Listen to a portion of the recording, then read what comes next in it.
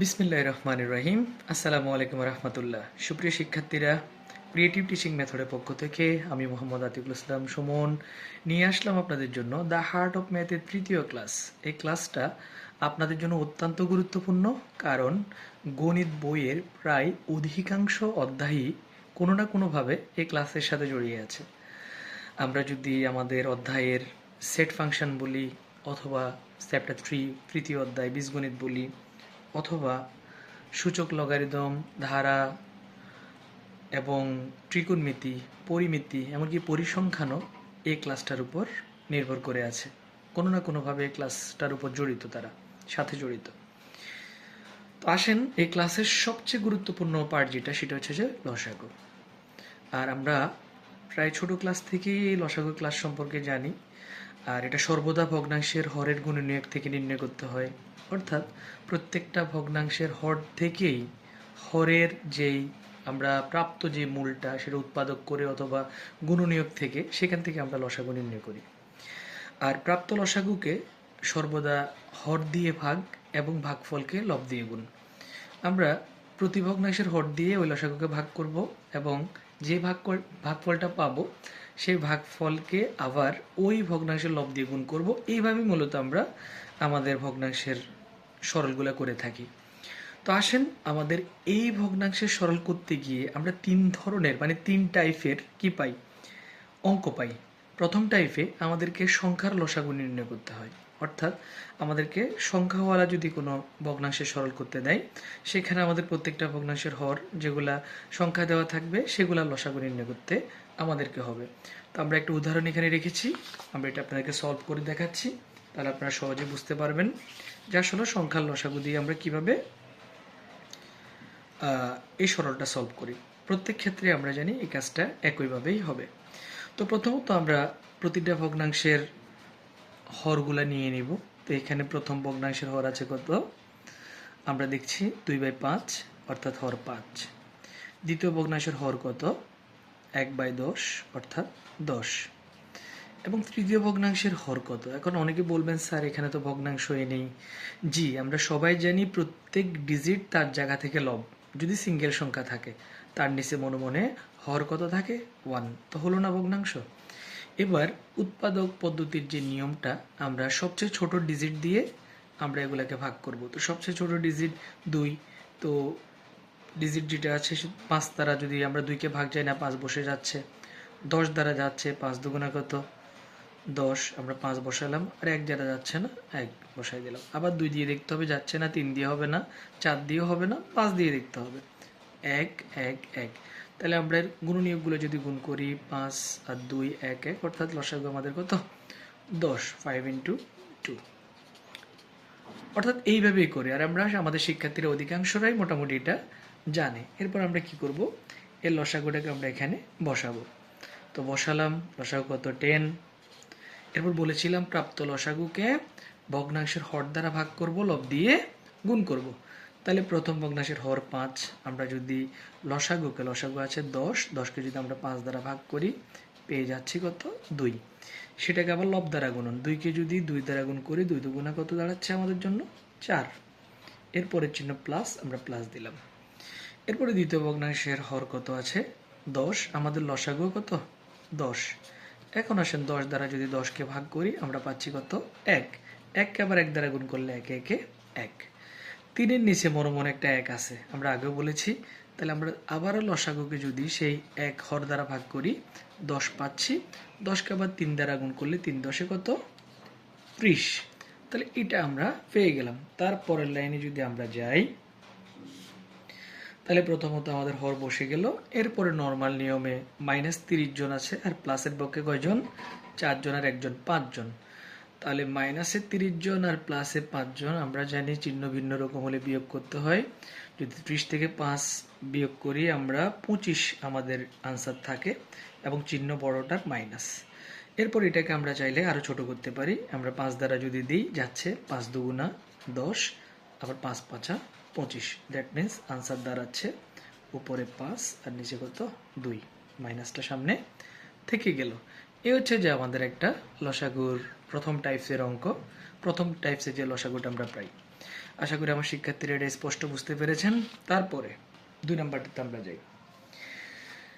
সেটা হলো যে আমাদের চলক, আমরা আস্তে আস্তে আমাদের ক্লাসগুলোকে বীজগণিতের দিকে নিয়ে যাচ্ছি। এটা আমাদের প্রাইমারি ফাউন্ডেশন এরকম অঙ্ক ছিল। এবার আসেন আমরা চলকে ঢুকলাম। তো চলকের ক্ষেত্রে আমাদেরকে সর্বপ্রথম কি করতে হবে?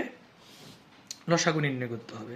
তো এখন দেখতে হবে যে চলকের ক্ষেত্রে এখানে কত ধরনের চলক আছে, সবগুলাকে লসাগুতে নিতে হবে। তো আমরা এখানে দেখছি 2 ধরনের চলক আছে, একটা চলক হচ্ছে এক্স আর একটা চলক হচ্ছে ওয়াই। এখন চলকের মধ্যে লসাগু নির্ণয়ের ক্ষেত্রে আমার শিক্ষার্থীদেরকে মনে রাখতে হবে সর্বোচ্চ পাওয়ার যার সেই আসবে। ভিন্ন অভিন্ন সব চলকের নাম এখানে আমরা লিখব এবং সর্বোচ্চ পাওয়ার যার তাকে আমরা নিব। সর্বোচ্চ পাওয়ার কত? 3। আর এখানে সর্বোচ্চ পাওয়ার কত ওয়াই এর ক্ষেত্রে? তাহলে তাও 3। তাহলে আমরা লসাগু পেয়ে গেলাম কত? এক্স কিউব আর কত? Y cube. এরপর আবারও পূর্বের মতো আমরা কি করব? এক্স কিউব ওয়াই কিউবকে প্রতিটা ভগ্নাংশের হর দ্বারা ভাগ করব এবং লব দ্বারা কি করব? গুণ করব। প্রথম ভগ্নাংশের হর এক্স কিউব, তাহলে এক্স কিউব বাদ গেলে থাকে ওয়াই কিউবকে আবার 1 দ্বারা গুণ করলে ওয়াই কিউব বসে গেল। এরপরে কি আছে? মাইনাস। আবারও আমরা সেম টু সেম আমাদের লসাগুটা লিখব, কে এক্স কিউব আর ওয়াই কিউব লিখলাম। দ্বিতীয় ভগ্নাংশের হর আছে এক্স ওয়াই কিউব, তো সেখানে ওয়াই কিউব বাদ যাবে আর এক্স আর 3টা আছে এখানে, একটা চলে গেলে আর কত থাকে উপরে? X square. যদি আমরা এভাবে কাটাকাটি করি তাহলে এক্স স্কোয়ার আর 7 দ্বারা যদি এক্স স্কোয়ারে গুণন করেন তাহলে 7x স্কোয়ার। এরপরে চিহ্নটা কি আছে? প্লাস। এবার তৃতীয়, আবারও সেম টু সেম আমরা লসাগুটা লিখব, এক্স কিউব ওয়াই কিউব। এবার ভগ্নাংশের হর কত? X square y square. তাহলে এক্স স্কোয়ার আর এক্স কিউব, তাহলে উপরে এক্স থাকে, ওয়াই স্কোয়ার আর ওয়াই কিউব উপরে ওয়াই থাকে। আমরা সবাই জানি বীজগণিতের ভাগ পাওয়ার বিয়োগের মাধ্যমে করতে হয়। তাহলে এক্স ওয়াই পেলাম আর 3 দ্বারা যদি গুণ করি তাহলে 3x ওয়াই। এইভাবে আমার শিক্ষার্থীরা চাইলে চলকের লসাগু করতে পারে। এটা হচ্ছে দ্বিতীয় ধরন ভগ্নাংশের সরল গেল। এটা আমরা আশা করি বুঝতে পেরেছি। এবার আমরা আমাদের তৃতীয় ধরনে যাই। লসাগুর তৃতীয় ধরন, আমরা তৃতীয় ধরনে যাচ্ছি। তাহলে তৃতীয় ধরনটাতে আমরা আসি। সেটা হচ্ছে যে কি? ভগ্নাংশের সরল টাইপ 3 লসাগুর ধরন কি? বীজগণিতের রাশির লসাগু, যেটা আমাদের দরকার। আমরা জানি আমাদের মোটামুটি তিনোটাই দরকার। এটা আমরা যেহেতু বেশি আমাদের বীজগণিতের অঙ্কের সাথে জড়িত, তাই এটা আমাদের একটু সূত্র প্রয়োগ করে আগে কি করতে হবে?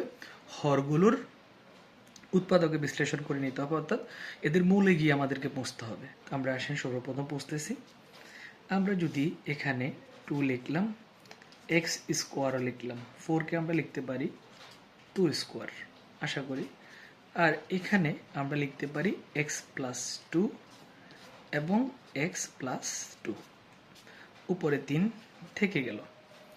এরপরে আমরা যদি এরপরের লাইনে যাই তাহলে এখানে আমরা এ স্কোয়ার মাইনাস বি স্কোয়ার, অর্থাৎ এ প্লাস বি ইন্টু এ মাইনাস বি, উপরে 2 থেকে গেল, প্লাস এখানে তো আমরা ডিজিট ভেঙে ফেললাম, x plus 2 into x plus 2, উপরে 3 আমরা রেখে দিলাম। তাহলে আমাদের উৎপাদকের যে রাশিগুলো, হরের যে উৎপাদকটা আমরা করে ফেললাম। এখন দেখতে হবে একই চেহারা এবং ভিন্ন চেহারা কারা কারা আছে। আমরা এক্স প্লাস 2 দেখতে পাচ্ছি, এক্স মাইনাস 2 দেখতে পাচ্ছি, আবার এক্স প্লাস 2 দুইবার দেখতে পাচ্ছি।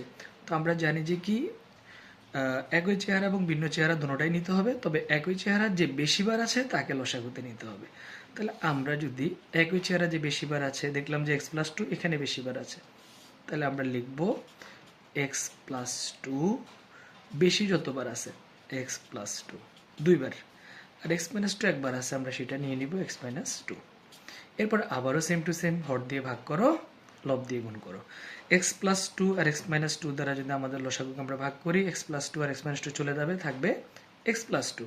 সেটাকে আমরা 2 দ্বারা গুণ করে দেখাবো, 2 ইন্টু 2টা চলে গেলে একটা এক্স প্লাস 2 থেকে যায়, এক্স প্লাস 2। এরপরে চিহ্ন প্লাস, আমরা প্লাস দিলাম। এখানে এক্স প্লাস 2 অর্থাৎ দুজন চলে গেলে থাকে কে? X minus 2। তো আমরা লিখবো যে 3 ইন্টু এক্স মাইনাস 2। আশা করি আমার শিক্ষার্থীরা বুঝতে পেরেছেন।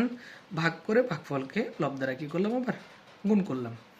এরপরে আমরা এখানে এক্স প্লাস 2 দুইবার আছে, লিখতে পারি এক্স প্লাস 2 হোল স্কোয়ার আর নিচে আরেকটা আছে যে এক্স মাইনাস টু বসাই দিলাম।